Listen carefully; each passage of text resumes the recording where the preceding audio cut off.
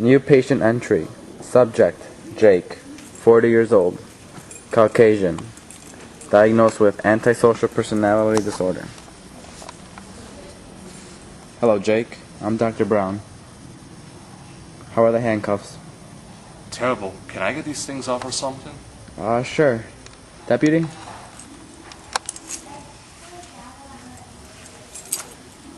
You'll be okay, Doc? I'll be alright.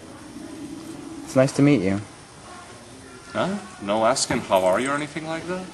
Well, you do have antisocial personality disorder, so there's not much point to that now. What can you tell me about your childhood? Lived in a cheap slummy apartment with my mom and dad. What were your parents like? My dad's a jerk. Always came home drunk, beat me and mom. After a while, I stopped caring. By stopped caring, do you mean that you haven't felt things since? I'm not sure I understand feeling. I do stuff, but I don't feel good, bad, or whatever by it. Well, go back to when you and your mom were getting beaten, when your dad came home drunk. How were things? I didn't like it. The very second I heard the doorknob turn, my heart started beating really fast, and my mouth felt tight. All I was doing was playing with my little cars. Now, when I asked you that and then you answered, have you experienced any of that which you described? A little bit, but just not as intense. The emotion you felt is called fear, Jake.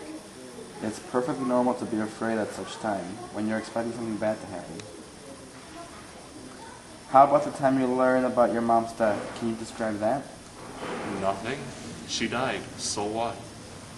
Can you tell me how things were with you and her when Dad wasn't home?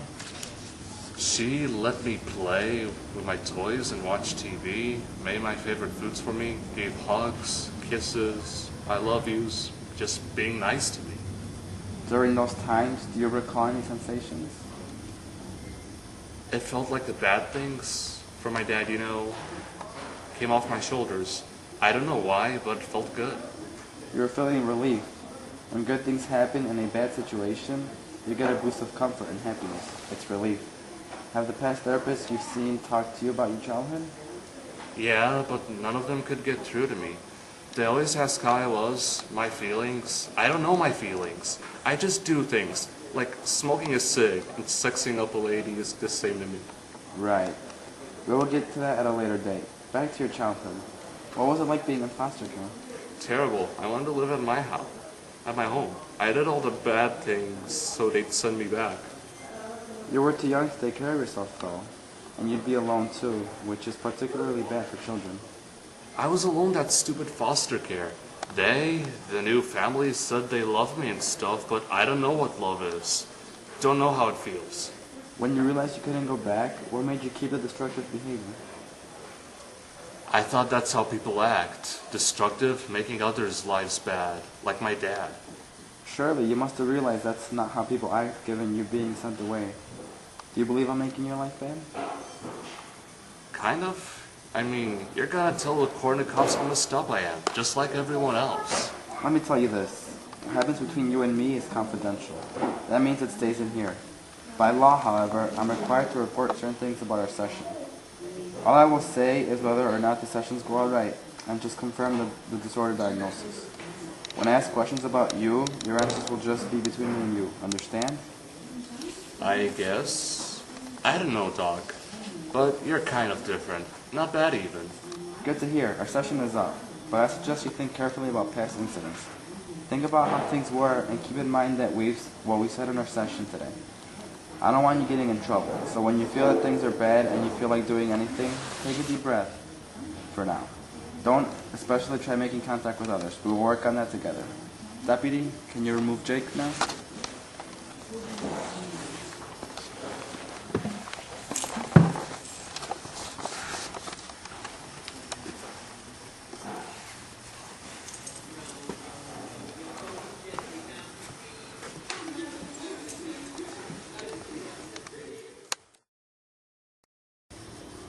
Session 2.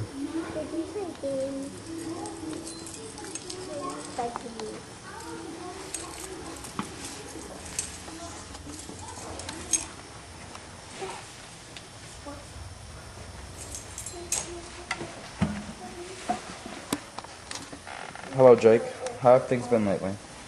Okay, I just did things like you asked, by myself. I haven't felt bad, honestly. Very good to hear. When you were released from juvenile hall, have you felt the same way you do now? No, I just acted good to get out. Here, it's different somehow. What do you mean? With you, I mean. Other doctors rush to things. You're taking time to talk with me. Precisely. I am concerned for your well-being, not getting my pay to get through life. Alright, let's jump to your teenage years. I heard that you didn't have a good Valentine's Day when you were 13. Can you tell me about it? It was a girl I really liked. She was funny and nice, to me even. There was warmth in me when she talked to me. It was only with her I had that. You were infatuated by her. It's very normal to have that feeling around people you become fond of. What happened then? It was Valentine's Day, and my school was having a dance. Everyone had a date but me. I thought I'd ask her to be my Valentine, but she said no. She was going with her boyfriend. Is that when you stabbed her? Yes, rage consumed me. She led me on, only to backstab me like that. No one messes with me. How dare she? You're correct in feeling angry then, but you have to learn to control that emotion. There are different ways to express anger, but that's one of the worst ways in doing it. Afterwards, what happened? They suspended me from school and sent me to anger management. Didn't help. The girl never talked to me again. It felt heavy. That heaviness wouldn't be there if I hadn't done what I did. What is that? It's regret. You feel bad because you did something that caused you trouble. Was it kind of that way when you did those Craigslist scams or when you raped those women? More when I raped. It got me in way bigger trouble. I hated going to court and having all these people look at me. Why older women though? Reminded me of Mom. Like you said, like with that girl from school, I felt warmth with Mom. I wanted pleasure of women like her. The love you have for your mom and the love you have for someone is like different though. The love you had for your mom is platonic, so there would be no sexual feelings. You were happy with the love she gave you, which was non-sexual. I want you to know more about your teenage crimes. Why did you make a false driver's license? Everyone I knew was driving except me. I was serious too crazy to get a license the normal way. I asked someone I knew who made fake IDs to give me a driver's license. It was about freedom. Why have you driven under the influence of alcohol? Because I drank and had to get home. It's hard driving when drunk. They took my license away, haven't been driving since, and God sent a juvenile hall. Would you like to drive again? Yeah, and have the real thing, too. A driver's license? Yeah. I'm sure not only that, but you want to get out of here too. You're an interesting fellow, Jake, and I think you have promise, actually. Keep seeing me, and together we'll figure out how to set your head straight. Now our session is up. I want you to continue reflecting on your life, just like last time. Sound good? Yeah, Doc. Until next time.